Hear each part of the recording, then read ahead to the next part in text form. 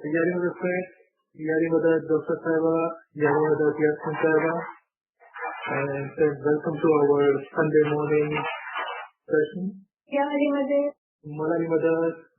So as you know, our topic today is importance of ilm in our tariqa, healing through knowledge. This is a really beautiful topic that I really am passionate about. Knowledge, as we know, is a process. And so as an artist, I try always to see how knowledge has an impact on the creative process as well.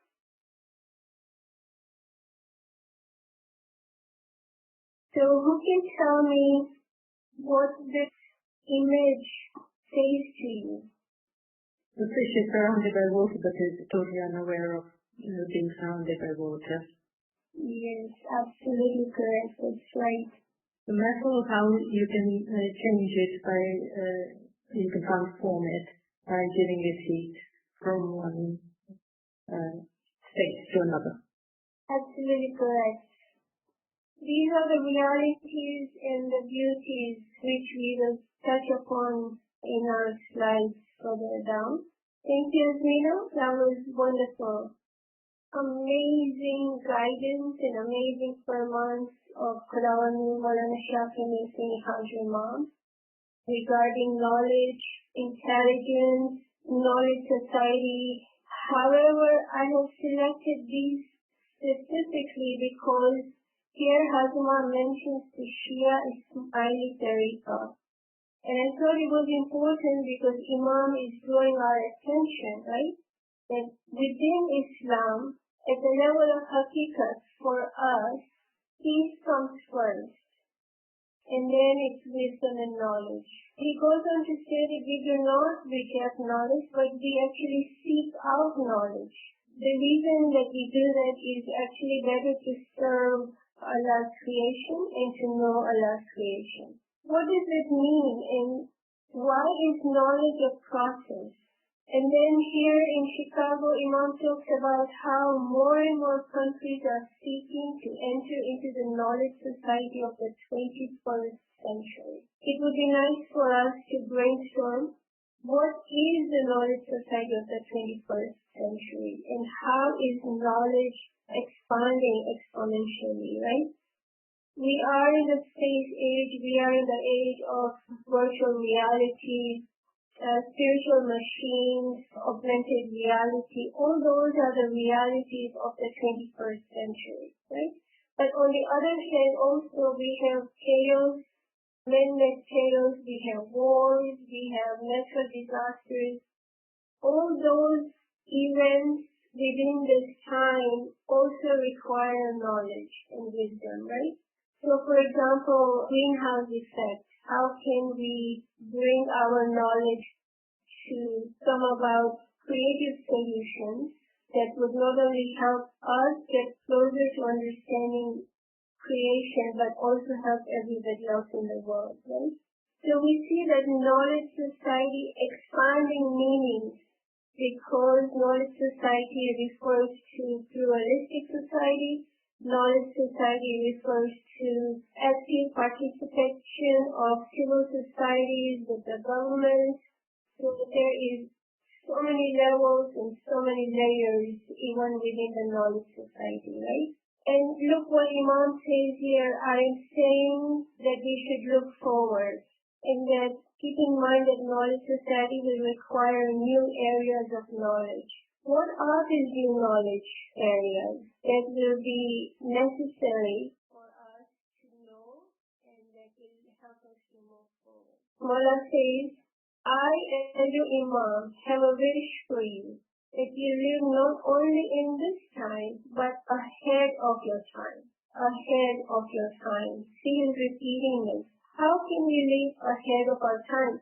What kind of knowledge do we need? How can we use our intelligence?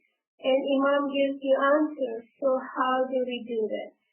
And he says, we do that by acquiring knowledge, by making sure that that knowledge is regularly updated, that as change occurs in societies around you, you are able to take advantage of those changes and indeed participate in them and perhaps lead in there, right?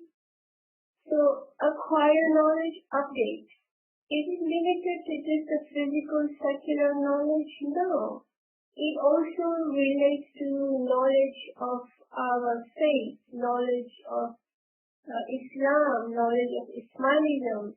Because remember, as Ismailis, we are, though in minority, but we are in a very privileged position to help the ulama, to help the ummah to come up with better solutions and to expand their thinking and their understanding by giving them glimpses and giving them knowledge from Quranic tradition, from the Hadith, and also Imams or Imams. So I think we will revisit and continue to revisit always that how do we keep on acquiring knowledge, which is not limited to secular, it's religious knowledge as well. It's understanding spirituality, it's understanding the merging points, which I believe is happening right now between the physical science and the spiritual science. All those beautiful changes that are happening. And Imam is saying that not only should we participate, but perhaps we should lead. So my question for us to explore is how can we lead? Right? How can we lead in knowledge society throughout the whole world? Knowledge step by step. There's this beautiful hadith where Prophet says, God does not seize knowledge from the people by snatching it from them. He takes away the learned ones. Has anyone heard of a saying of Mullah Ali where he says, ask me before you lose me? It's a so profound saying, isn't it? That ask me before you lose me. So he says in Arabic, Saluni, Saluni, qabla an tadafaduni. That ask me before you marry me. Thank you. Why is Mullah Ali saying, ask me before you lose me, right? And again, this hadith prophet says that God does not seize knowledge from the people, but He does so by taking away the learned ones, right? Here we see that God says in 21:107, O Muhammad, we sent you not by His mercy for the world, right? So here we are looking at the fountainhead of knowledge, that is mercy and wisdom for all the worlds. So what are these worlds? Right? So here basically this means that according to divine will, the light of Holy Prophet Muhammad, peace be upon him, rose from the world of Lahut, coming down to the world of Jabrut, Malakut, and Nasut. So Nasut we know is the world of humanity, world of people. Malakut is the world, because see, Prophet is the mercy for all the worlds, right? Mullah Ali in his time, and today Hazur Imam. So what are these worlds again? We start with Nasut, the world of creation, and then Malakut, souls and angels, Jabrut, actual angels, and Lahut, divinity. So these are all the worlds. It's really, really important to remember knowledge and action are the wings which we always require to progress. And the saying of Mullah Ali, ask me before you lose me, is also that if we, through negligence, through laziness, through whatever other reasons, are not running, as the Quran says, run or fly towards Allah, then we lose out and we reduce our life. Nothing is without mercy and knowledge. This is a beautiful Quranic verse 47 where everything is immersed in mercy and knowledge. And this is a Quranic principle. The spiritual bounties are in mercy, celestial bounties are in knowledge. And nothing is left out of God's mercy and knowledge. Thus, the universe and all the things in it are immersed in the ocean of mercy and knowledge. For example, the cycle of salawat. We know that we receive salawat from the Imam of the time, and it showers down upon us in a form of mercy and spiritual knowledge. What is the spiritual hospital? The Holy Quran is. And Nur Maulana Shah Haji Imam is a spiritual doctor. And one of the names of the Holy Quran is Shifa. Why is it called Shifa? As it says here in 1782, and we revealed in it, the Quran, that it is entirely a healing and a mercy for the believers. So it's really interesting to ponder upon how knowledge, which is not tangible, which is not something we can take physically, becomes a source of healing and a medicine. So knowledge is heavenly medicine and healing. How? The entire Quran is called the heavenly medicine and healing.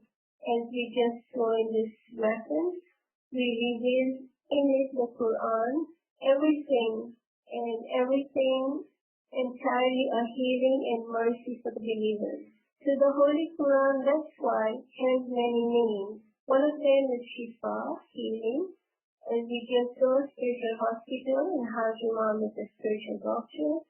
The other name of the Holy Quran is knowledge, and Hajj Imam is the fountainhead of knowledge.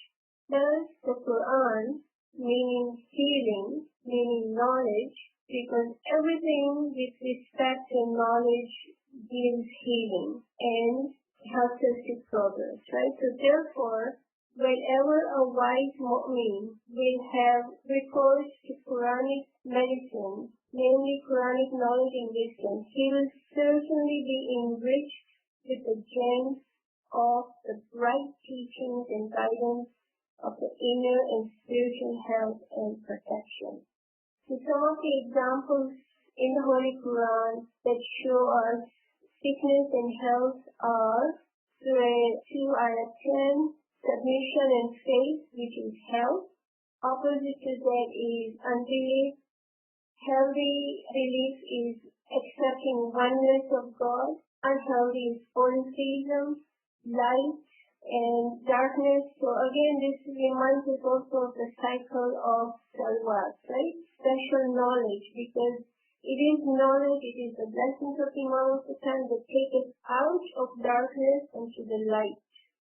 Light of what? Light of knowledge, light of wisdom, light for our soul and our intellect. So intellect, knowledge, and understanding, those are all healthy elements to have, guidance, and opposite to that is ignorance. And the Quran actually complains in many verses and says that we do not reflect enough.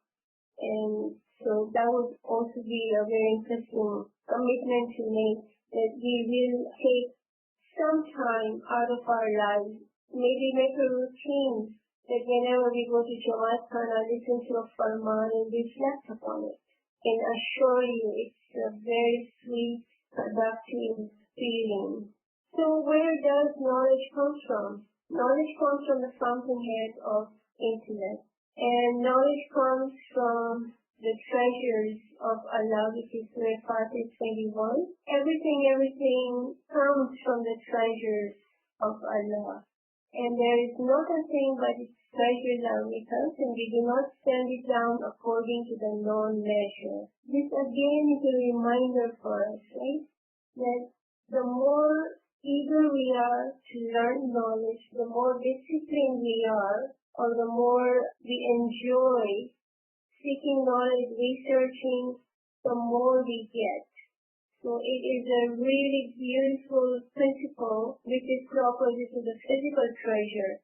The physical treasure will reduce.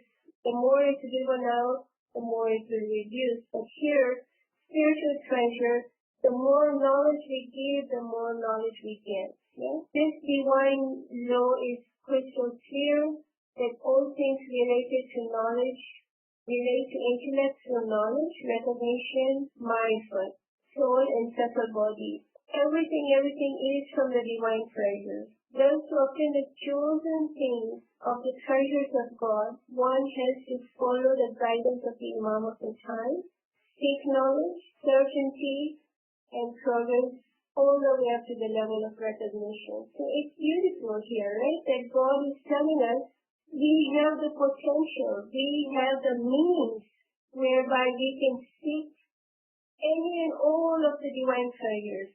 And how can we get the divine pleasure? By obeying the guidance of Imam of the time, seeking knowledge of certainty. So what is this knowledge of certainty? Yeah?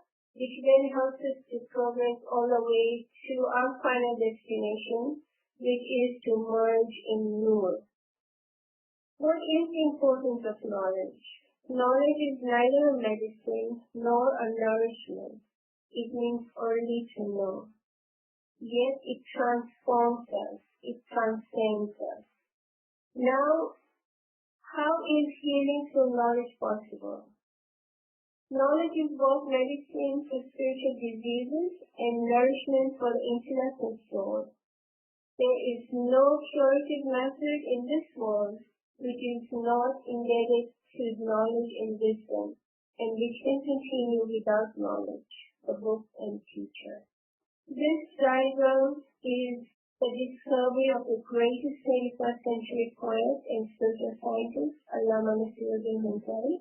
It is so revolutionary because it tells us how we can progress all the way to merge with the Nur of He who is above all else. Right? It's giving us the level. The first world is the world of wakefulness, Nasu. Second world of imagination, we can call it Malakut, world of dreams, Jabrut, and world of spirituality, Lahut. But in this diagram of the personal world, step by step we know how we can progress, because remember, from Ilmul Yaqeen we go to Ainul Yaqeen and so on and so forth. Wisdom then is the folded universe, or is the essence of knowledge, and has abundant good and unique medicine for inner diseases.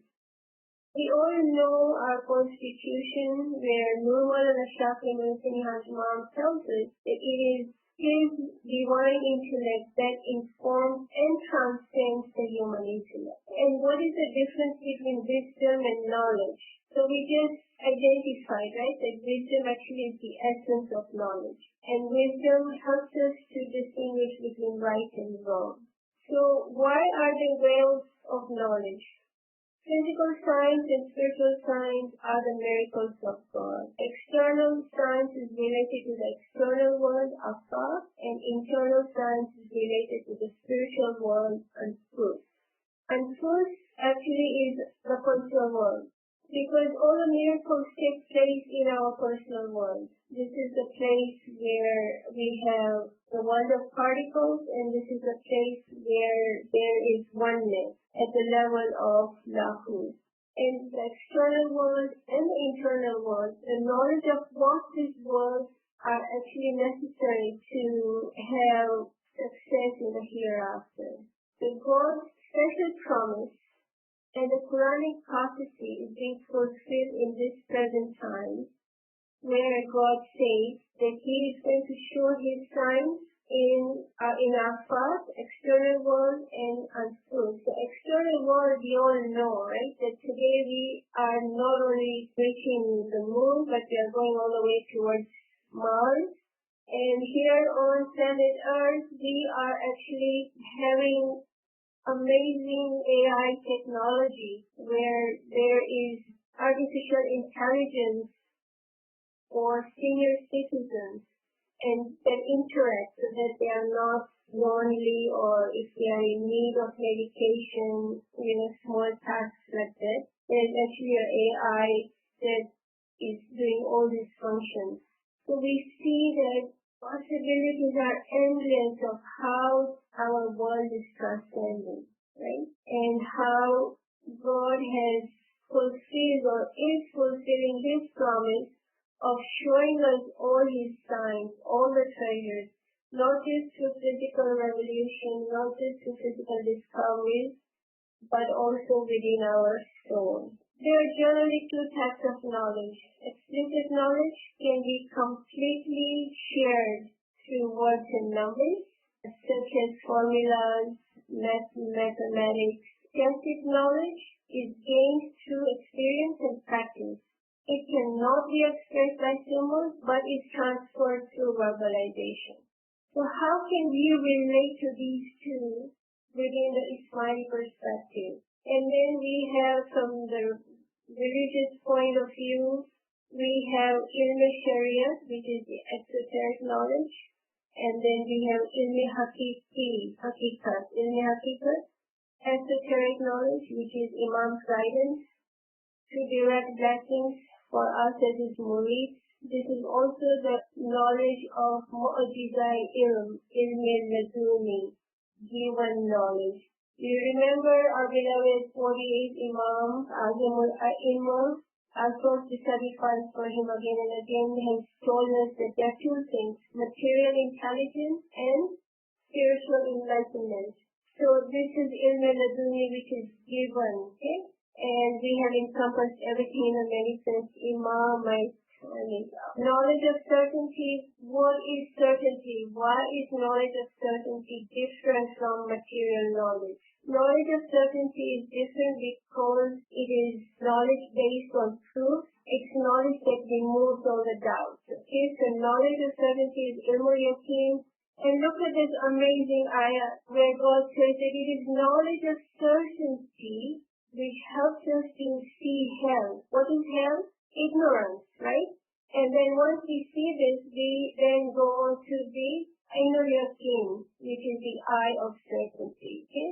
So this ayah shows us that physical progress is not possible unless somebody attains the knowledge of certainty about spiritual and intellectual favors and bounties of paradise. Knowledge of certainty helps us to actually recognize realities of the paradise, which are leading us to the eye of certainty. Okay? Very quickly, I want to just mention to you that when the sun rises, the sun is rising, but before the sun rises, notice the light that's already there.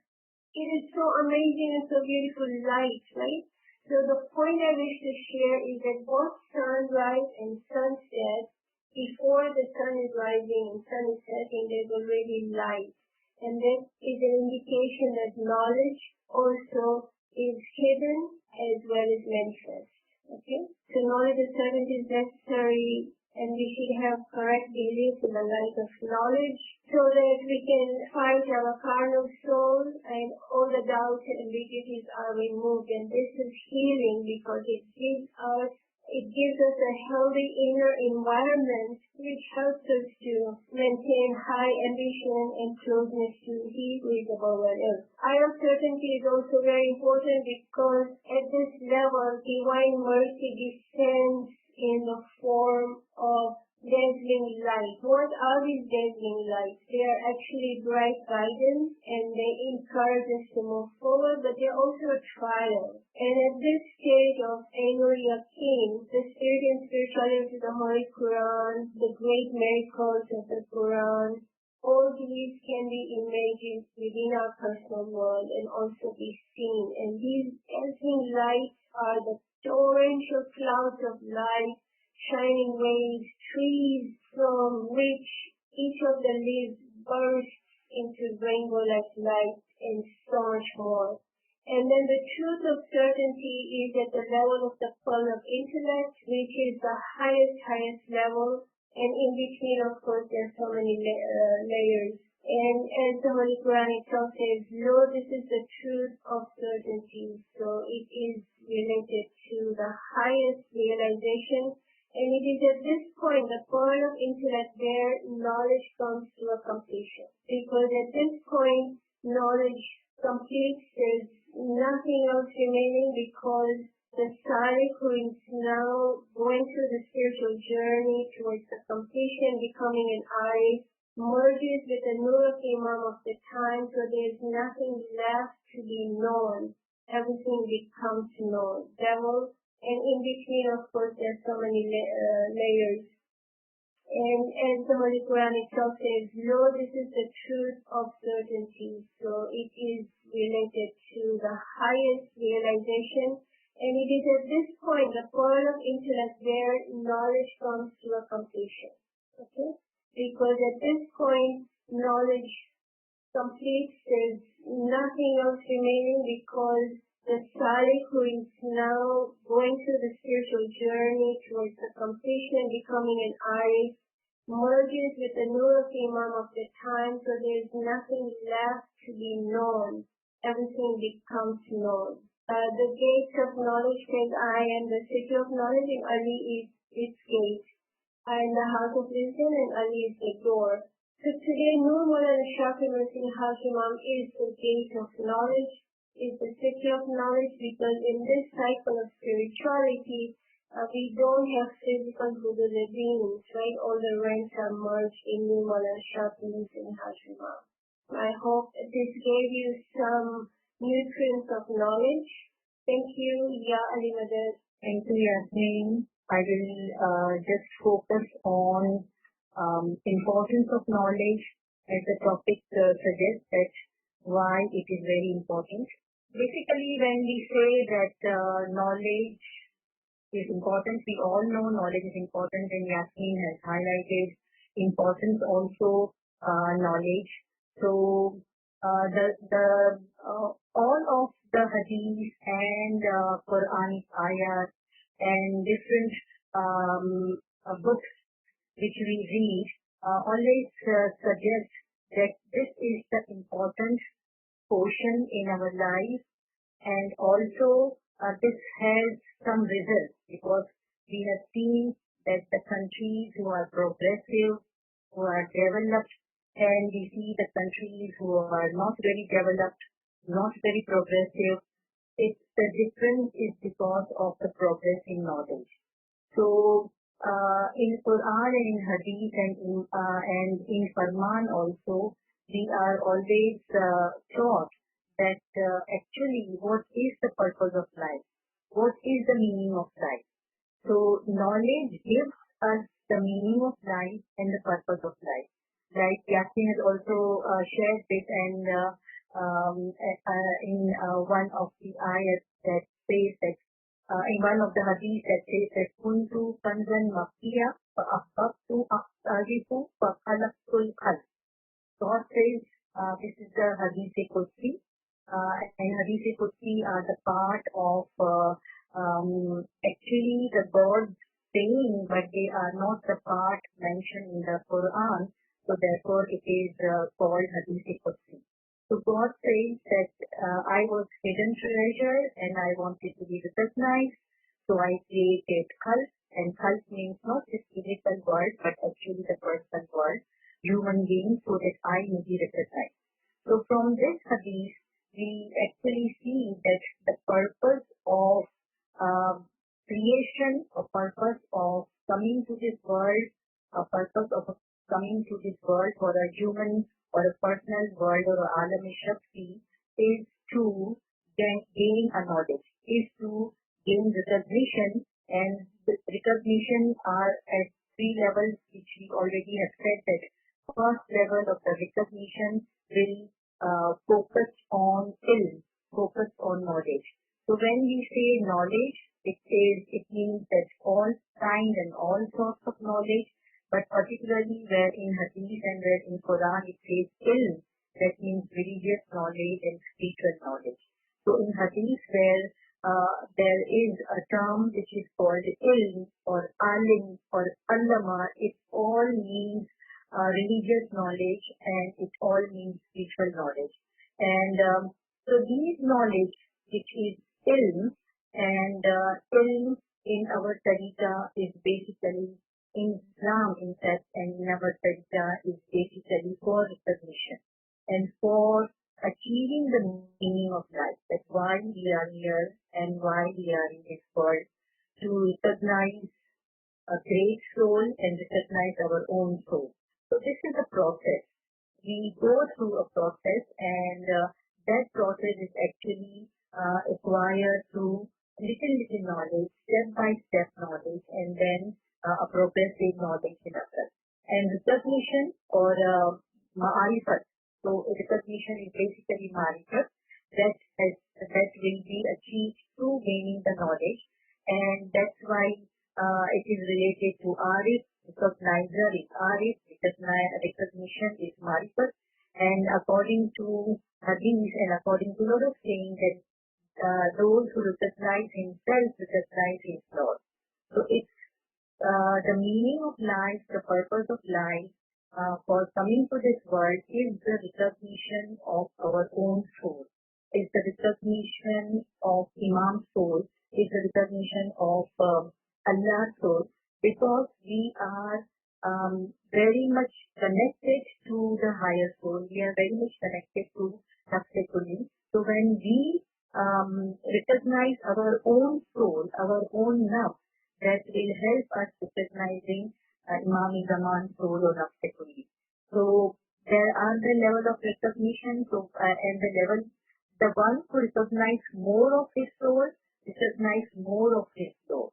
So the more knowledge is being gained, there will be more recognition and there will be more marifat we get of our soul and also of Imam Zaman.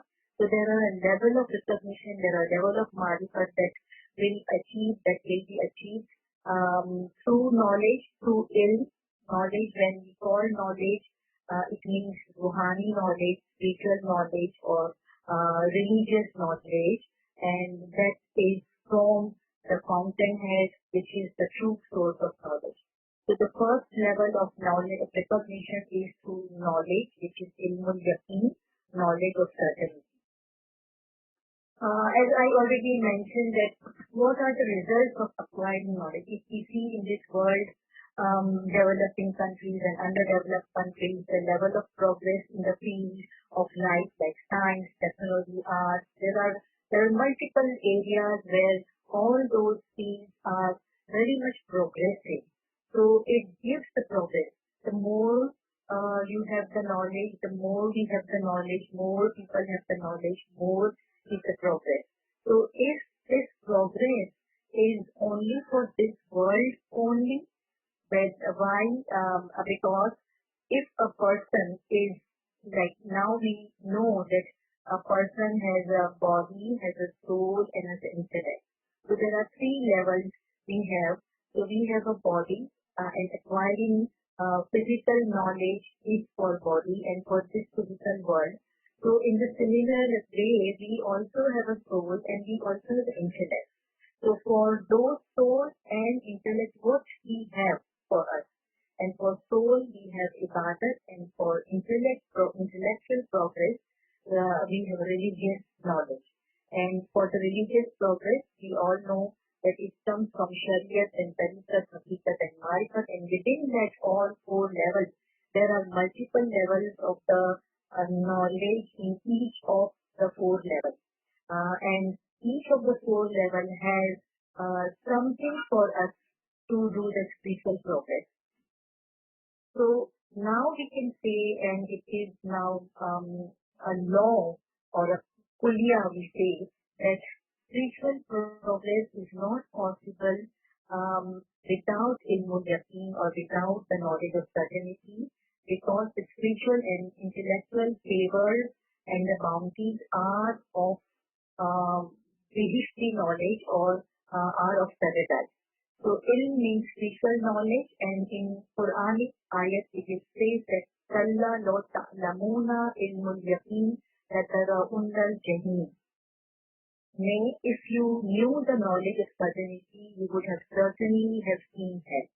So that means that if we have knowledge, then we will be able to decide what is hell and what is paradise. So that means that with the knowledge and the true knowledge and the spiritual knowledge which is coming from the fountainhead of the knowledge from the Imam of the time, which we call it ilmul yaqeen, we can recognize hell, and then also we can recognize Bihish, or we can recognize paradise. So from here in this world, we will be able to recognize hell and Bihish, hell and paradise. So that means that Jihalat, which is ignorance, basically is hell. People are saying that hell, they give a kind of scenery of a hell where people will be burned and there are a lot of punishment will be there. It is not such a physical hell which Ismaili and our Tarika is believing in. It is the hell that till now also there are few people who are devoid of spiritual knowledge or ilm, then they are in hell. Currently, they are in the hell because they are ignorant of believing in Imam Zaman. They are ignorant of Noor, so they are in some level of hell. And I'm not going into the details of the level of hell and the level of belief, but at least they are in some levels where they are in hell because they do not have this kind of knowledge which we call ilmul yaqeen. So only ilmul yaqeen will protect us from ignorance. Ilmul yaqeen will protect a moment from hell or from ignorance, and ilmul yaqeen will help us in going through the paradise and the ranks of the paradise. So there are lot of the ranks of the hell and lot of ranks of the paradise. So if hell can be seen through knowledge of certainty, then definitely paradise can be seen too.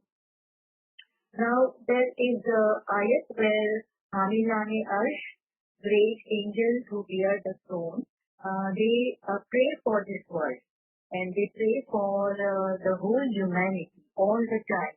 And they say that Rabbana wasita kulla shay'in rahmatan wa ilma. They saying that they see knowledge in the exterior and interior of everything of the universe and the existence, because of which they say, "Oh Lord, you embrace everything in mercy and knowledge." And Yasmin has already highlighted this ayat that everything is immersed in the ocean of mercy and knowledge. So if we see that there are three circles, like in our personality and in our personal world and in our exterior world or maybe world of religion, we see that there is a body, a physical sense, and there is a soul. We all have a soul, and there is a universal soul, and there is a universal intellect also. So for the body, we all know physical knowledge and all those kinds of knowledge, like artificial intelligence and all those computer intelligence.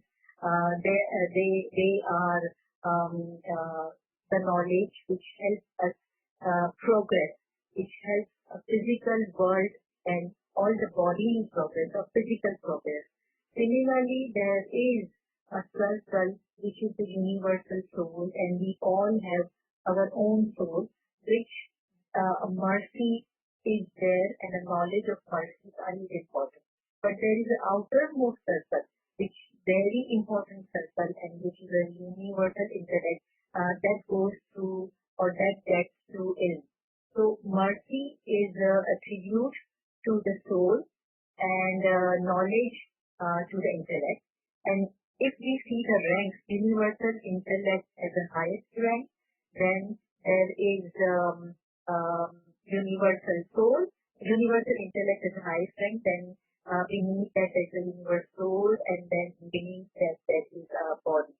So it is very important for every wise person or hakim or to get a wisdom. It is important to acquire knowledge at any cost, particularly religious knowledge, to understand the meaning of life, why we are here, and to recognize the Imam of the time and to recognize our own soul and recognize what we are and from where we come from, and what is the controlling universal soul and universal intellect are.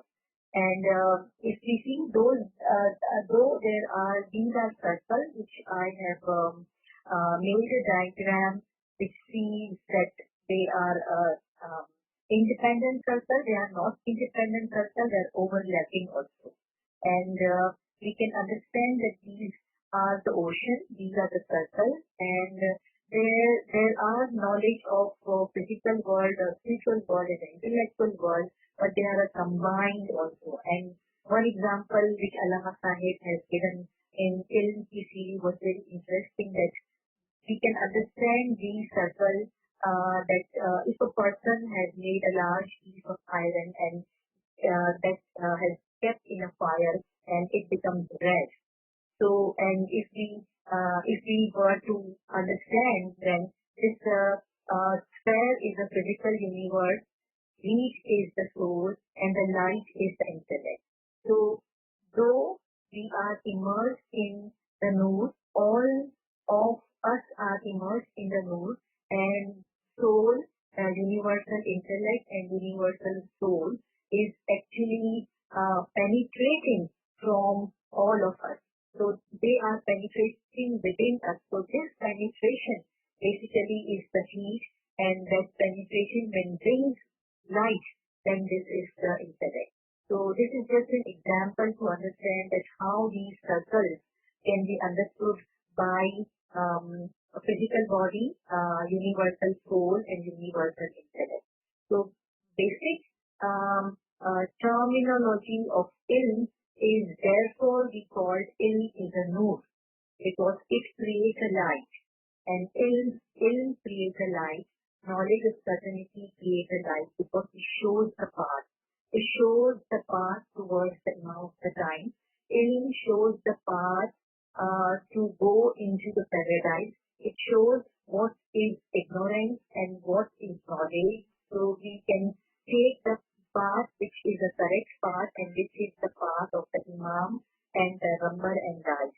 So therefore ilm is also called a nur. Ilmul Yaqeen is also called a light that gives the moment to walk on a straight path.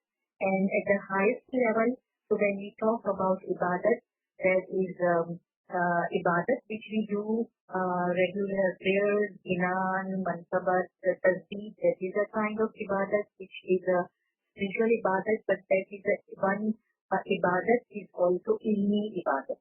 So currently we are talking about ilm or discussing any Quranic ayat or discussing any ilmi thing, then that means that we are doing ilmi ibadat. Similarly, if we have khidmat, there are 3 levels of khidmat. One is physical khidmat. We use our body, we use our physical sources to do good to the people. Then this is a physical khidmat. There is Ruhani khidmat also, where we ask people to join in for ibadat and then we help in the ibadat. And then there is ilmi khidmat also, where we do something for directly or indirectly to the progress of ilm. So whatever we are doing to give ilm to the Jamaat or ilm to anyone, that means that this is the ilmi khidmat we are doing. Similarly, riyazat or struggle, any struggle we do for taking the ilm is ilmi struggle, ilmi riyazat. Then if there is a healing through Quran, healing through knowledge is also ilmi shifa. Why this is healing? Because any confusion that we have in our mind, if that confusion is being cleared through the knowledge, we are in peace. And we feeling that we are on the right path. We are feeling that we are in the paradise, and we feel a very peace and happy, the inner happiness that we get from those small ilmi points. Even if we remember some ayat and remember its meaning, we feel good in ourselves. So that means that is the healing which we are getting from those ilmi points, from those ilmi ayats, or from those pondering points or any thinking points. And then there are ilmi ranks also. The one who knows a lot is at the highest level, and one who knows less, they are at the level below that. Knowledge can also be understood by comparative examples, or we call example by asdad, or opposite, or comparative similitude. And these are very well given in Allama Sahib's book, that a term called certainty and doubt. So we all have heard this Surah Baqarah ayat number 1, Alif Lam Mim, Zalikal Kitab La Raiba Fi. So La Raiba Fi, jisme koi shak nahi. The book that has no doubt. So, and that is Maula Ali. As Maula Ali has said that I am that book in in which there is no doubt. So no doubt means there are no doubts in there is certainty and there is truth. So truth and doubt, or certainty and doubt. So that certainty and doubt can only be understood through knowledge. If we have knowledge, then we can clear the doubt. Once we clear the doubt, that means we are certain and we are satisfied, we are happy. So in this Surah Baqarah, it is said, Alif Lam Mim is said a book in which there is no doubt. It means the speaking Quran, Imam of the time. Mullah Ali said that I am that book, so Imam of the time is actually the fountainhead of the knowledge. And after Fanafillah, entering into the spiritual recognition, we can gain all the treasure of the knowledge and the certainty of the knowledge, from certainty of knowledge to Ainul Yaqeen, eye of the certainty, and Haqqul Yaqeen. These are the highest level we can get it after clearing all our doubts and after having Fanafil Imam. Then there is ignorance and knowledge. We have talked a lot about ignorance itself and knowledge, true knowledge. When we call knowledge, that means true knowledge. So true knowledge is disease, and ignorance is also a disease. To cure that disease, we can gain true knowledge. Disease are the doubts, and true knowledge will clear all those doubts. And God reading the Quran as a shifa, Quran is a medicine and cure for the disease. That means in the Holy Quran there are a lot of things which talk about knowledge, and I have given few ayats also that talk about knowledge, how Quranic ayats are healing for a mankind. Then there is one ayat in Surah 39 by 9, which says that, O Muhammad, can those who know and those who don't know be equal? Sorry? Am I audible? Yes, you're okay. You can continue. Oh, okay. So those who know and those who do not know are equal. That means that ignorance means those who do not know, and because of their disbelief, it's because of their Imam, because of their not believing in the Imam of the time, and those who know cannot be equal. So those who do have the knowledge and those who do not have the knowledge, they are not equal. So, and those who have the knowledge means that foundational knowledge of Iman, knowledge of belief. So it means that believer and non-believer cannot be equal. Believer of the true knowledge and non-believer of the true knowledge, they are not equal. So these comparative similitudes separate those who have knowledge and those who do not have the knowledge. There is rich and poor. In one of the ayat, I have not mentioned the ayat number, but Allah has said that Allah has certainly heard the taunt of those who say, truly Allah is poor and we are rich. So this is basically people who believe in Allah and people who believe in prophets. They will not say that Allah is poor and we are rich. Those who are disbelieving of Prophet Muhammad and those who are disbelieving of Allah, they can think and they can say. And it is not they are saying to Allah, but they are saying this to Imam of the time, and they are saying this to Holy Prophet. There are many people who say that Prophet Muhammad is poor or Imam is poor. So they see the worldly things, the worldly knowledge, and one can say that Imam is poor or Allah is poor. This is mentioned in Quranic ayat, but they are looking at only the physical thing. And Allah says that I know that they are taunting us because they don't know the knowledge of certainty. Because they do not have their knowledge, and we shall certainly record their word and their act of slaying the Prophet. So they were actually playing prophets of that time. And now also we see that people say a lot of things about Imam of the time because they do not have this eye of certainty or a knowledge of certainty. That's why in their view, in their mind, there are some problems in Imam of the time. And Allama Sahib says that Ahle Sanam koi gharib nahi, Amir ilmu adab hai ghar ke maal. Like those who are knowledgeable and those who are wise people and are writers, they are not poor at all. Yes, maybe they are poor in the sense of finance, but physically, but in film and in other, they are very rich people. And again, blind and sighted. So are blind and the sighted equal to one another? This is one another ayat that are the darkness. That means that is darkness and light equal? So means who are the blind and who are sighted?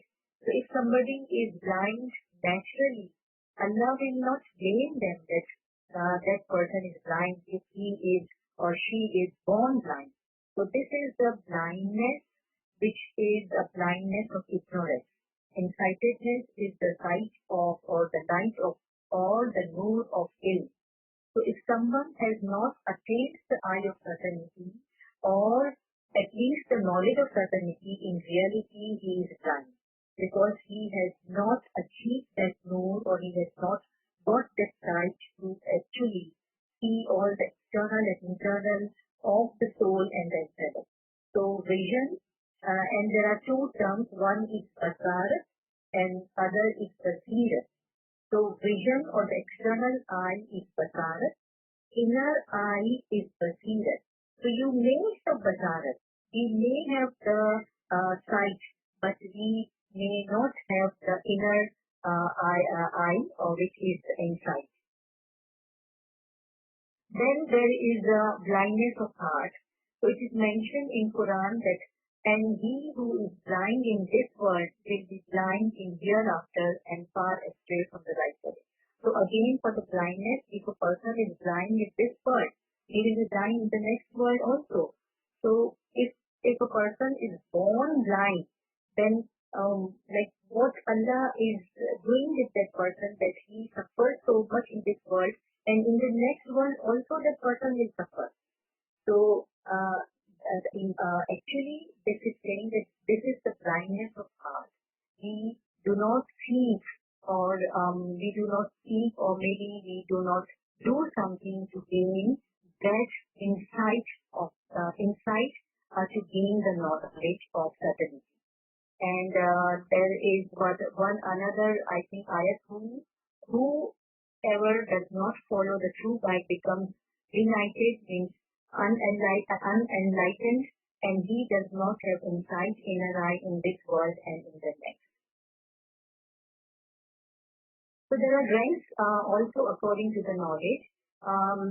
As we know the teaching of Quran and Hadith and Ginan, there are always grades, there are always the rajat and the ranks. Even in knowledge also there are ranks. So in health also there are ranks. In paradise there are ranks. We all have ranks. That rank basically is dependent on acquiring the knowledge and the action.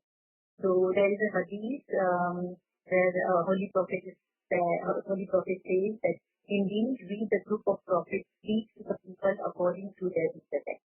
So that means that there are ranks. So what Prophet Muhammad was saying at that time, we now Imam will not say the same thing, though the meaning will remain the same, but since the time and the intellectual abilities now has progressed, so Imam's Farman and other knowledge will be different in a scientific manner. So if we give example of the Prophet Muhammad time, the example would be different. Today, examples to learn or to gain knowledge would be different because now we give examples of computers, we give examples of mobile phones. At that time, there were examples of different items. So as the time passed, the Prophet teach the people according to their intellectual level and according to their one of the Allah's name is Zil Ma'arij, the Lord of Ladder. So what does ladder mean? Ma'arij, which is the plural of Miraj, means the ladder of rank. So ladder means that rank one after the other. More you cross the knowledge, the more you go up and step by step in the field of knowledge. And then once you pass the knowledge of certainty, then you will get knowledge of eye of certainty, and then the action of certainty. To progress the knowledge and action, there is always a trial. And this is also very important, that knowledge, particularly any knowledge, the true knowledge, is not devoid of trial. There are always trial of physical trial, maybe trial of not understanding, trial of confusion. So these are all trials one should pass to gain the true knowledge, and every trial, as in one of the ayats, it says that every trial is for the elevation of the rank. Ilm also is for piety, for peace and the piety, pakizgi. So the sublime purpose of piety is knowledge. And in one of the ayat, Allah says that, and whoever fears Allah, He will make a way out for him and provide him the sustenance from where he does not reckon. That means another translation which Allama Sahib has said that, and he who is pious in true sense, God makes a makhraj. Makhraj means the fountainhead of knowledge, or a fountainhead for him, and provides him with the sustenance of knowledge from he does not even thought of. So if there is a niyat, and if we do ibadat and clear our heart and do struggle, then we will get knowledge from the fountain where we have not even thought of. So that's because Imam has created that makhraj. Imam has created that fountainhead of knowledge from where we can get all those knowledge. Makhraj means the fountainhead of knowledge, and the hidden knowledge of Quran and Hadith. So Quran and Hadith, there is a physical form also, but there is a tawili knowledge of Quran and Hadith also, and that tawili knowledge is given from and is given through that makhraj, which is the fountainhead of the knowledge. And we do not sometimes expect that these will come from anywhere, but it will come if there is Allah's will. And there is an ayat where Allah is saying that Allah will provide risk for him from where he does not even thought of. So the term risk is not zahiri risk. Like at the time of Maryam, there is one ayat that said that Maryam was getting risk from Allah. And Maryam is saying, somebody asked that from where you are getting this fresh fruit. Maryam said that this fruit and this food is coming from Allah. ये अल्लाह की तरफ से risk आया है. And we also it's a general view that risk जो है वो अल्लाह की तरफ से आता है. So this risk actually is basically the risk of knowledge. So wherever Quran terminology of risk is mentioned, though this can be of a physical risk, physical food, but it is also mentioned that this is the tawi and the ilm of certainty. And even if you see Mano Salwa, where the Isha's spread, there is a Isha, at the Isha's time, people say that we need food from Asman, so that means that this was also the intellectual knowledge, intellectual ilmi knowledge. So food for soul, if it is ibadat, then the food for intellect is, it's the knowledge. This is not the ibadat, it's the food for intellect is knowledge, but which knowledge? True knowledge and knowledge of certainty. So I think there are 2 more slides left. So Imam Sultan Shah has said that now I will fight with Zulfikar of knowledge and wisdom. and not with Zulfikar of sea.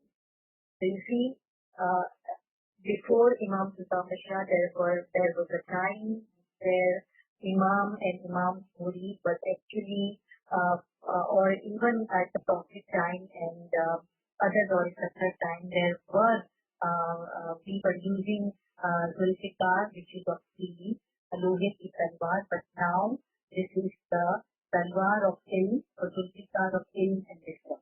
So since now this is the cycle of Qiyamah or a age of Tabi, that means Imam is now engaged in the war of Tabi and against the ignorance.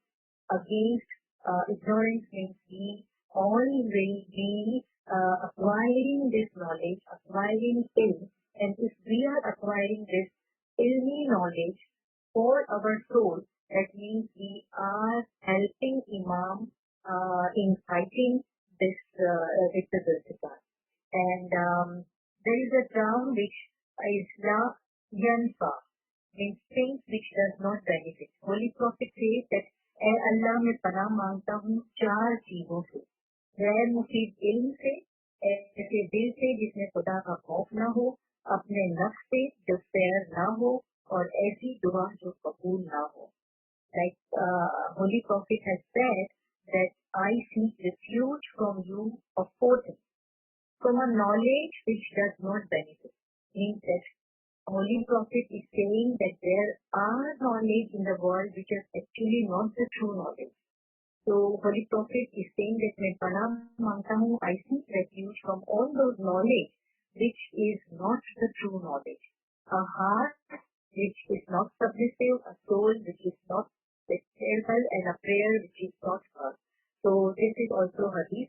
The point I am making here is the hadith is actually saying that there are people in this world who claim to have knowledge, whereas their knowledge is not useful because that true knowledge will not take us through the meaning of life and will not take us to understand our soul. So this is the last slide in conclusion that Hazrat Imam Jafar Sadiq ने फरमाया 3 किस्म के लोग हुआ करते हैं, आलिम, मुतअल्लिम और बेहुदा शख्स. फिर इमाम ने मजीद फरमाया 3 अशखास में से एक हो जाओ, या आलिम हो जाओ, या मुतअल्लिम हो जाओ, या अहले इल्म के दोस्त हो जाओ. खबरदार चौथा मत हो जाओ, वरना तुम अहले इल्म से दुश्मनी में हलाक हो जाओ. So this is concluding Imam Jafar Sadiq's farman, that Imam Jafar Sadiq has said there are 3 kinds of people: learned, which is alim, student who takes ilm, and a wise who is behuda person. And Imam again said that be learned one or be alim, be muta'allim or a student who takes knowledge, or the lover of the people of knowledge, but do not be the 4th one. And who is the 4th one? Who creates hatredness for the people of knowledge. So because then that will be very dangerous if we create something against the people of knowledge. So Imam has said that in those 3 kinds be one, and we can change. Sometimes we become student, sometimes we become learned one, sometimes we become the lover of knowledge, but do not become the 4th one who is against the true knowledge or against the people of the true knowledge. And Imam, there's one hadith, I think I say that he who walks on the path of knowledge, Allah makes him walk on the path of paradise, and indeed the angels being pleased with him spread their wings for the seeker of knowledge, and those who are in the earth and those who are in the heaven seek forgiveness for him. So this is basically the importance of knowledge, and which kind of knowledge, true knowledge coming from the fountainhead of the Imam of the time, and the Tawili knowledge of the Hadith. Thank you, Rubina Saiba and Yasmin Saiba. So if you would like, we can begin with some questions that come through the chat. Sure. So the first question is, if Maulana Hazar Imam is the door of knowledge at the present time, then who is the house of wisdom? Is it assimilated in the Imam? Yeah, because at that time, like at the Prophet time, there was a Prophet and Ali. Walayat was separate, but now Walayat and Imamat is in one embedded. So embodied kind of hudud. So there are every hudud and each hud is the Imam of the time. So Imam is the date, and within Imam there is a knowledge and one can acquire while having Fanafillah or Fanafil Imam. Okay, thank you. There is a question about Hakul Yateen. So they're asking if Hakul Yateen in Dua Part 3 refers to Allah, when we call Allah the Malikul Hakul Yateen, then how can we say that the Quran is Hakul Yateen? I'm not sure if you said the Quran is Hakul Yateen, but when we were speaking about the levels of knowledge, there was one of them which is Hakul Yateen. So I think they're trying to understand is how we can say that is Hakul Yateen, but in the Dua we refer to Allah or God as being the Hakul Yateen. Yeah, so he is the Malik of Hakul Yateen. So he is a possessor of Hakul Yateen. We can reach up to the level of Hakul Yateen after crossing Ilmul Yateen. So once you have ilm of something, once you have the knowledge of something, there is a theory portion, and then you go for the practical. So when you go for the practical purpose, you see the bounties and the beauties and the nur and the actions of Imam's spirituality.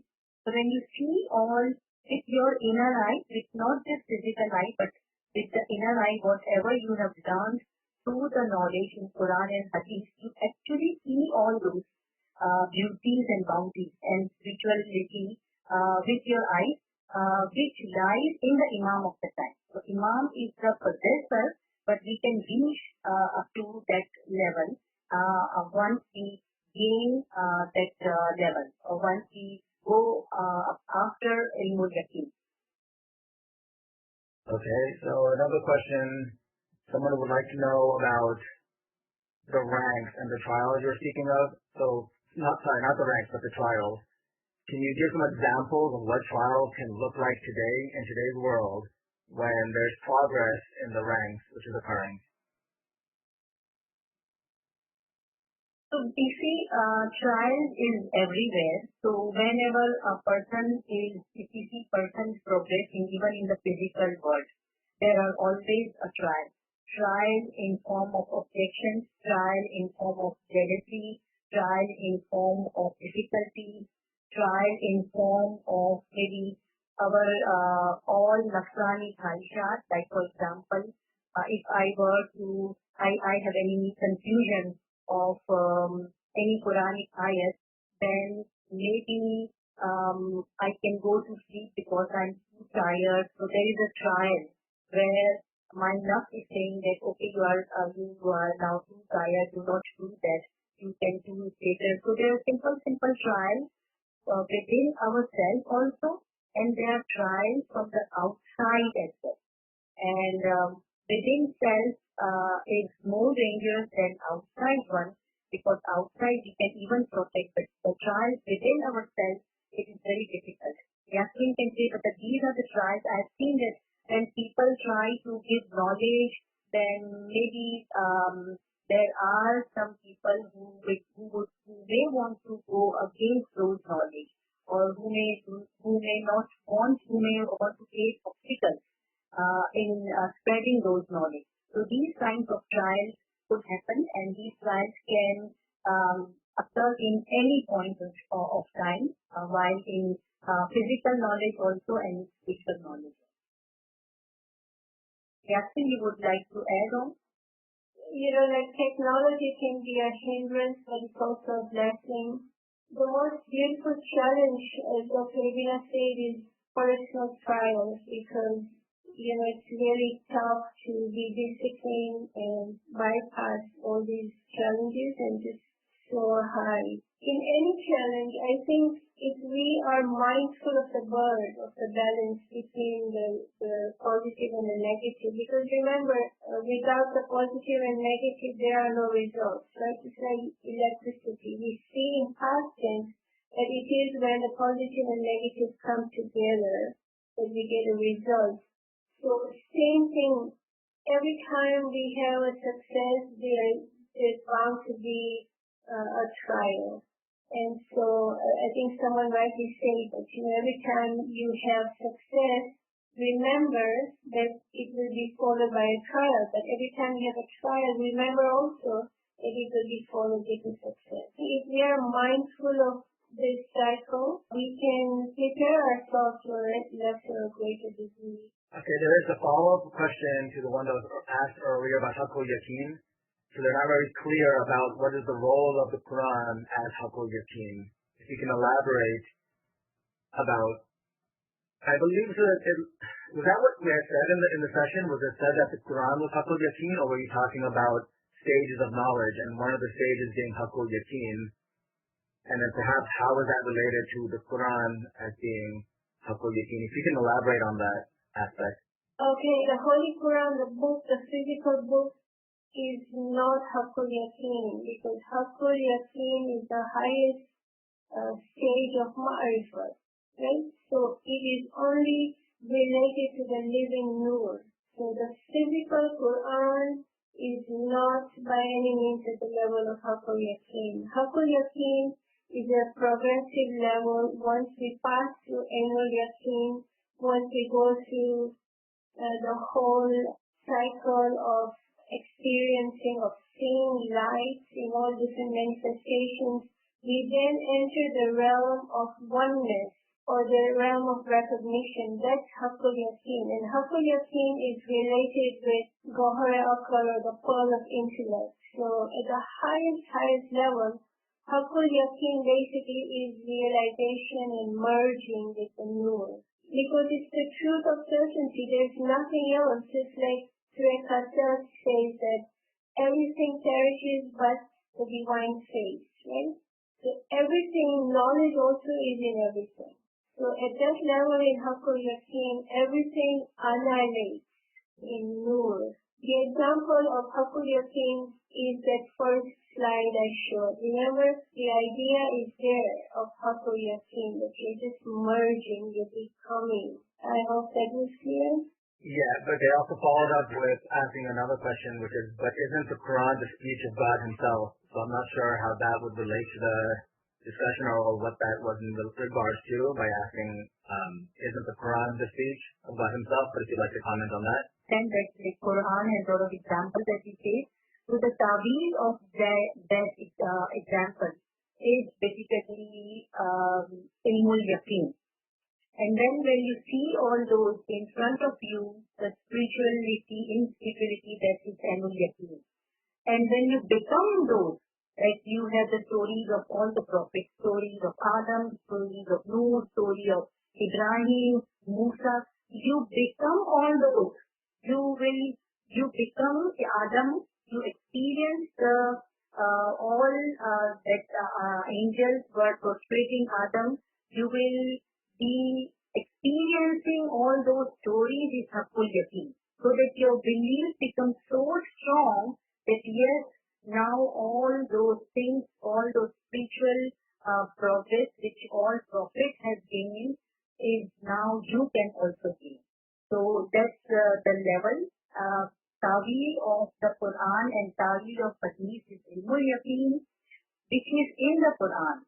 The stories, because at the Quran, when the time of the Quran, when Quran was in the Prophet's time, all the examples were of their intellectual level. But now we need a ta'wil, because this is the zamana, or a period of ta'wil.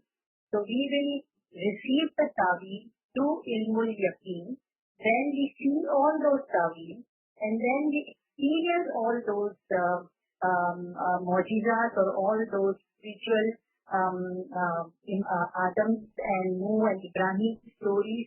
We are going through all those things, so that is basically Haqqul Yaqeen. So it is not out of the Quran. Thank you. So yeah, they also followed up with a comment saying, so the Quran then is like God, whom we don't understand as well. So I think I think you've covered that in the sense that you have the Zahir Quran, but this is the whole this is the whole issue, or this is the whole understanding and the beauty of the Ismaili Tariqa and our view that the Imam is the master of ta'wil. And without the ta'wil, the Quran can be something which doesn't always agree with our intellect, or vice versa. Our intellect cannot understand how the zahir of the Quran, not to say that the zahir of the Quran has anything incorrect, but to understand it with intellect and knowledge, one has to understand the batin and the ta'wil. And at that level, we can start to say we're moving closer to the stages of knowledge to get to haqqul yaqeen. And at that level, where the Quran is what the Quran itself refers to as being in a guarded book, right, that none can touch except the purified. The purified here would be the intellectually purified, the one who have a pure intellect and soul. And at that level, we can understand Quran as haqqul yaqeen and gain understanding of Allah and His revelation. Okay, so we can move to another question. I guess in the conversation we mentioned batini hell. So they want to know, is there also a zahiri hell or a physical hell? Physical, the ignorance in the physical world is the physical hell. Because with ignorance, it's hard to progress or hard to soar, hard to even be happy. Because there's no balance or harmony with nature or within. As far as we read books, particularly of Allama Sahib and other dais, they all are saying that there is no such physical hell where people will be burned and they will again be born and then they will burn all life. So there is no such thing. This is basically ignorance is hell. Okay, so there is another question relating to haqqul yaqeen. This is from a different perspective. And they are referring to the hadith which says that in paradise there will be a bazaar where there is no buying and selling, but there are pictures of living people. And when you like, you can enter into that picture. So they're asking in relation to that, is haqqul yaqeen also considered the same as that market in paradise where you can pick a great soul and become and experience their personality? Yes. It's yes, it's your things. So these are the possibilities of haqqul yaqeen. So a person can reach at a level where we can experience the wishes that, okay, I want to become Hazrat Adam, or I want to see how Hazrat Adam's miracles were. Then I become Adam and see all the miracles. So that these are the possibilities of ilm. Ilm is so huge and so there is a so vast possibilities, and market of paradise is one of the possibilities. And that is given that this is the market of shopping. You can shop whatever you want to shop, but experience that personally. And I think it connects beautifully with the concept of renewal too, right? So it's always ongoing. There's completion and then there's renewal. Okay, so a question just came in about ta'wil. So does the ta'wil of the Quranic ayats only come through our dais, peers, and arifins like Allama Sahib, or do we have examples of Imam giving us ta'wil in Farman? Dais is the source of or fountainhead of a ta'wil, but Imam, we have not seen that Imam has taken class and then said, okay, take out this Quranic ayat and now I'm going to explain the ta'wil of that Quranic ayat. There are hadith already available. There are quotations of Mawla Ali. There are many books available for Imam Jafar Sadiq and Imam Baqir Muhammad ta'wil. Imam Sultan Ahmad Shah has a lot of books where we can relate those ta'wil. But the best madrasa or the best university is Imam himself. So the person who inhalates in Imam of the time can get those ta'wil. And once that inhalation at the highest level, then that person achieves what he brings for his people is the ta'wil of the book. So he will not take all those ta'wili things by himself, but he will write out a book so that people of his time and those who want to take ilm, they can take those tawil. So usually it's a da'i pir who get up to the level of Fanaf bil Imam. But the source is Imam. Thank you. Yasmin Sahiba, you had mentioned renewal a few moments ago, so someone would like to know if you can elaborate or explain about this concept of renewal. Renewal, for example, when we were talking about the bazaar in paradise, right? So let's say that one wishes to know everything about the cycle of Hazrat Ibrahim. So you enter the theophany of Hazrat Ibrahim and you experience the whole cycle. Once that's completed, then you enter into another. So the concept of renewal is best explained with the example of a candle. We see constant renewal of the flame. It's forever changing, right?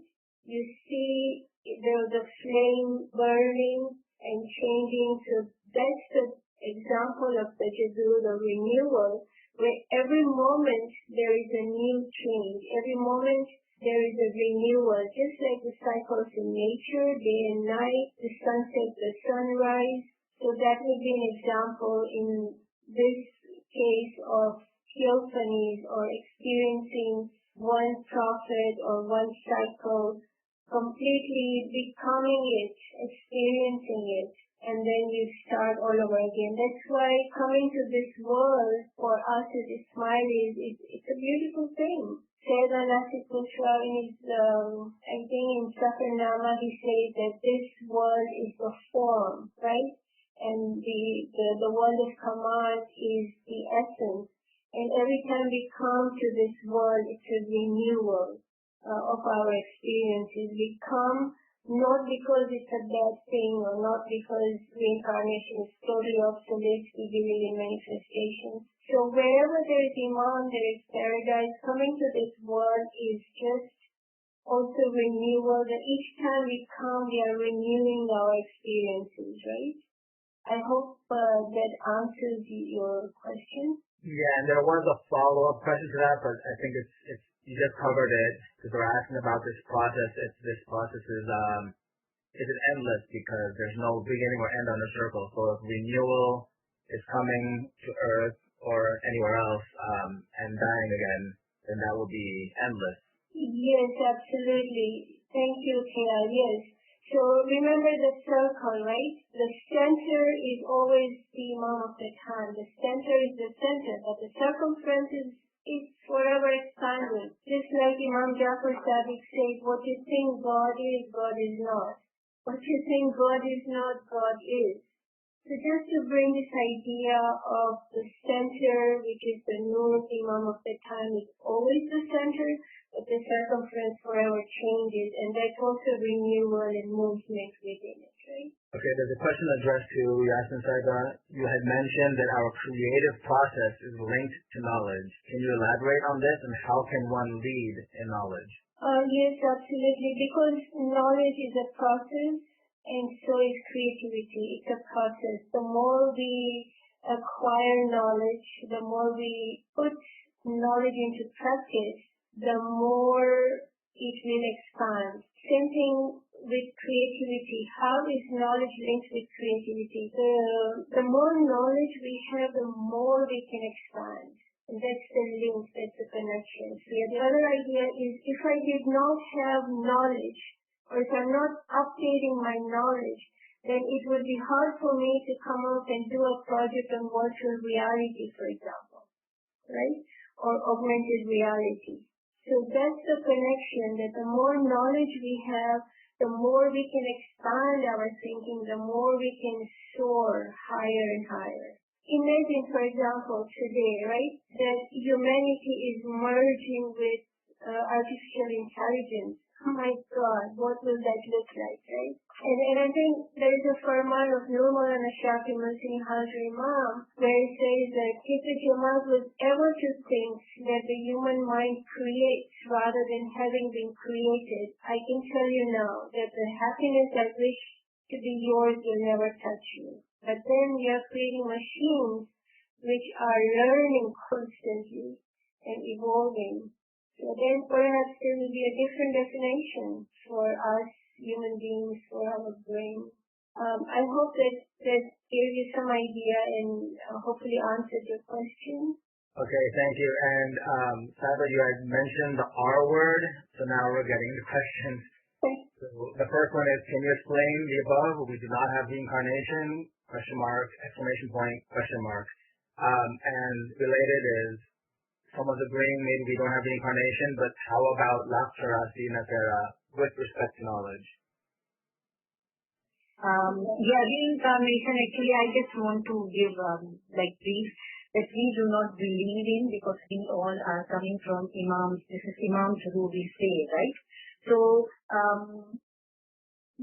we all were actually moved from Hinduism to Islam, and there was a bridge which the Imam and our peers have made to gone from Hinduism to Islamic philosophy.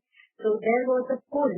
Our belief was not such fera and going into or becoming dog or becoming cat or becoming animals again.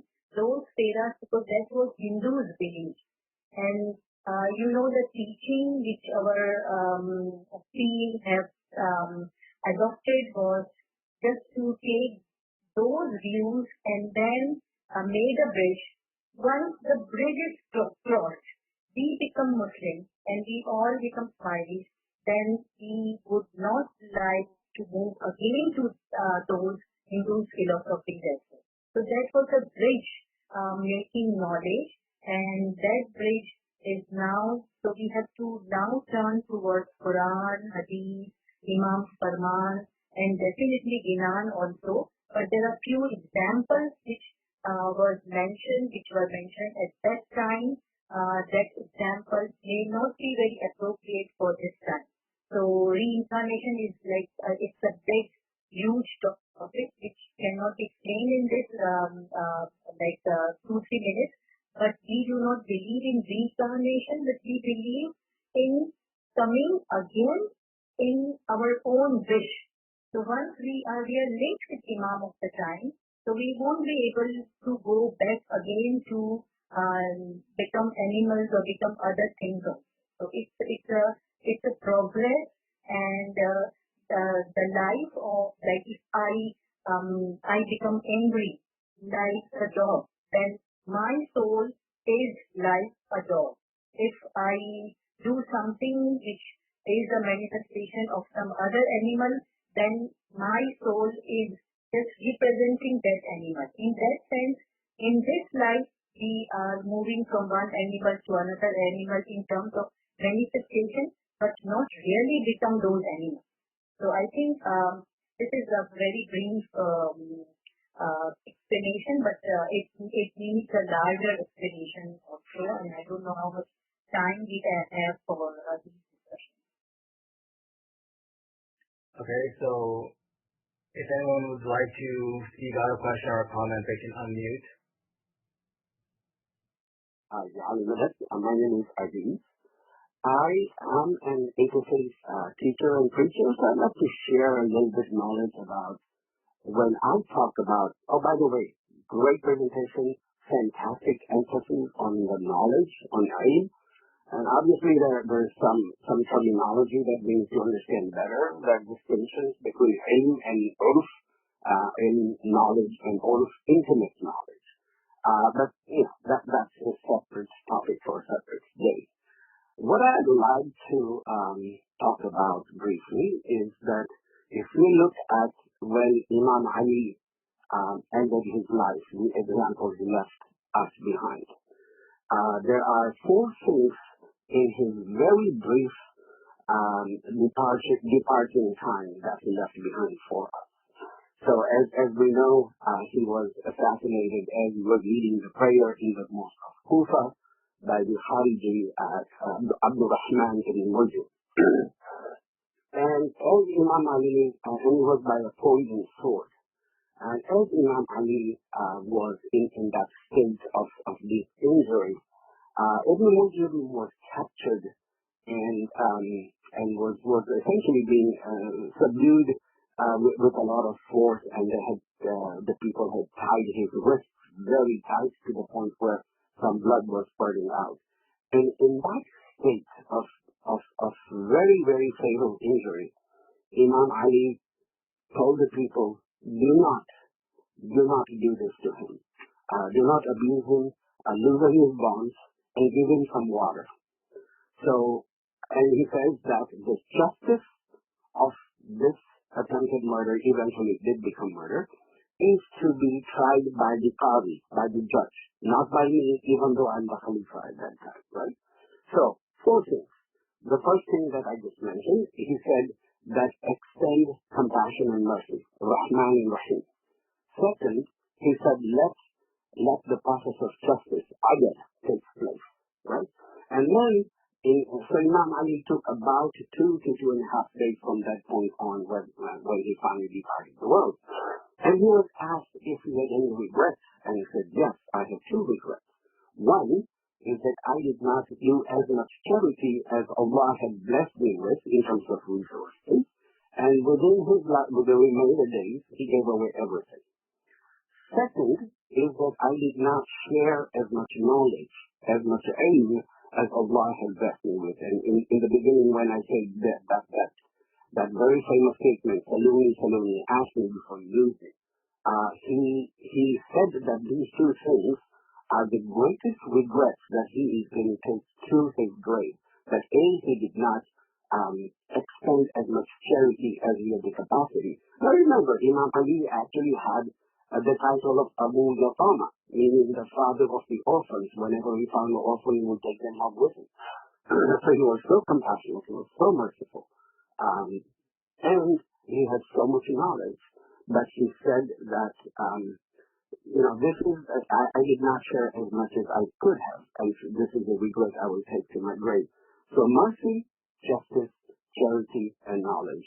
So I'm glad we talked about the knowledge part, but these are all the DNA of our faith. Remember, Iblis, Azazil, also had a lot of knowledge, but that was insufficient because he did not have humbleness, he had pride. So knowledge by itself is a great ingredient, but it is not sufficient. Imam Jafar al-Sadiq, the greatest Jewish in Islam. In fact, 2 out of the 4 founders of the Sunni ulama of the Sunni schools of thought, Imam Malik and Imam Abu Hanifa, were the students of Imam Jafar al-Sadiq. He was such a great alim. He was a Jewish, he was a faqih, right? And he was asked once that what is the shortest definition of Iman, faith? And Imam Jafar al-Sadiq sallallahu alayhi wa sallam said that ilm rests on the 2 shoulders of ishq and ilm. Ishq is love, and ilm is knowledge. However, he said, if you only have ishq, if you only have love, then you're nothing but a diwana, meaning you could love anything without having the knowledge to guide you what you should love. And if you only have ilm, you're nothing but a scholar. You have to have that love for the Imam in order for the ilm to be guided and to be channeled in the right direction. So this is a very delicate balance that our love should guide our knowledge and our knowledge should guide our love, inshallah. Thank you for sharing this. You folks are doing a fantastic service, alhamdulillah. I'll pause you. Thank you. These all are very important points. Since our topic was to focus on knowledge, so we had concentrated our talk, or maybe just limited to knowledge only, but definitely what you are saying, these are all very important aspects. Yeah, and one last thought I'll add. You folks somebody mentioned about the renewal. There are 2 words, there are 2 primary terminology. One is called tajdeed, which means renewal. It comes from the word jadid. We have the city of Jeddah comes from that because it was a new city, right? Tajdeed means renewal, meaning not letting something get fossilized and just inactive due to lack of fresh blood. That is allowed in Islam. The other word is reformation, and that's called aslah. Reformation sometimes actually wipes out the origin, because it reforms to the point where it loses sight of the origin, the original principle. And when I preach in other houses of worship, and they ask me the difference between the Shia and the Sunni, and I always say that we have a living guide who helps us with the reformation, who helps us take a principle and provide the latest and the greatest interpretation of it. In fact, Imam Jafar al-Sadiq used to say that we, the Imams, are the ones who provide the interpretation of the Quran في كل المكان وفي كل الزمان, in every time and in every place. So, alhamdulillah, we have a great heritage to uphold. My last parting words is that I do a lot of interfaith teaching and preaching. Unfortunately, I don't see any Ismailis. Maybe one or two in the entire United States. I would urge you deeply to take this responsibility of being a da'i, of being an ambassador seriously, and make a difference in your life. You can wipe out an entire room of darkness with just one candle. So please take up this responsibility and be the proud ambassador of Imam, inshallah. Ameen. Mala alimadid. Inshallah. Thank you, Aziz. That's absolutely wonderful. I'm sure we will all reflect upon very seriously and make a commitment to outreach as much as we can. Thank you. I just wanted also to emphasize that love is very, very important, because without love, knowledge cannot thrive, knowledge cannot fertilize, knowledge cannot grow. I just wanted to mention that. Thank you again. Well, we do have one more question in the chat. Would you like to address that right now, or are we over time already? Sure. I'm trying to understand the question because it's slightly the way it's worded. I think I got the question. You had spoken about technology in today's times and in the future, but to my knowledge, we don't have more Arifin because of this. Mola says information is a flood. So what do you, Yasmin Saiba, think about this? Is it that too much knowledge doesn't make Arifins, or is it, I think he's saying if there's too much knowledge, then there will be no Arifins. I'm not sure what he means by that, so maybe you can speak to this idea. There's an assumption here that we don't have any more Arifin. If that's what the questioner meant, because he says that to his knowledge, we don't have any more Arifin because of this. So that might be, one way of thinking, but it's not necessary to say there are no Arifin.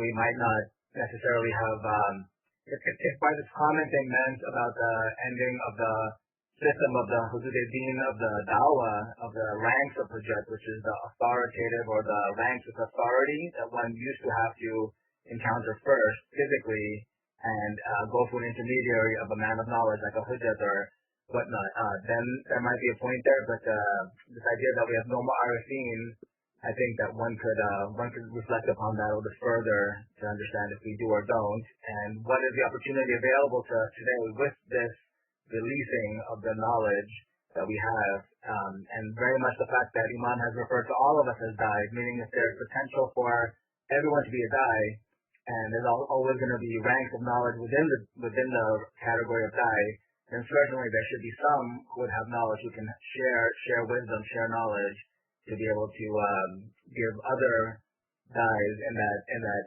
Jamaat some proper direction to follow. Yes, very well articulated, Shreya. That's right. There will always be Arifin, but as you said, there are levels, right? There comes a point in time that, because it's typical when you have Arif-e-Azam, the supreme Arif, when everything renews itself, but you're right, there will always be levels within. And because Ismailism is living and alive, this cycle, this renewal will forever continue. And that actually relates back to that, the first question you had about the city of knowledge, and if the Imam is the door, and in current times, who is the city? And we're asking if the Imam now assimilates into that city, or if he takes the city within himself. So I think the question is that what are the doors? And I believe someone had referenced or had mentioned that the Quran talks about this as well, which it does. This is the verse about that it is not righteousness to enter houses, in the plural, houses from the back, but righteousness lies in fearing God and entering houses through the front, or sorry, through the door, which would be a specific door to enter into the house. And we have the hadith about the house of wisdom. So, yes, that city of knowledge, which if the Prophet was speaking about himself, saying that he is the city of knowledge, obviously it can be nothing other than the knowledge of the Quran, because that's what he's referring to, that the knowledge, the divine knowledge that was within, that he had. And to approach that, or to even begin to understand that, one would have to seek, at that time, of course, to understand, recognize the rank of Imam Ali, to be able to understand that knowledge, to enter into that city, or enter into that house of hikmah. And likewise, in the same way, because it's plural, it says the houses, there's always going to be ranks or people of knowledge, which the Quran refers to in many, many places of ranks of knowledge that one would have to enter into in that proper way, rather than just, I think, seeking it haphazardly or going to any sources.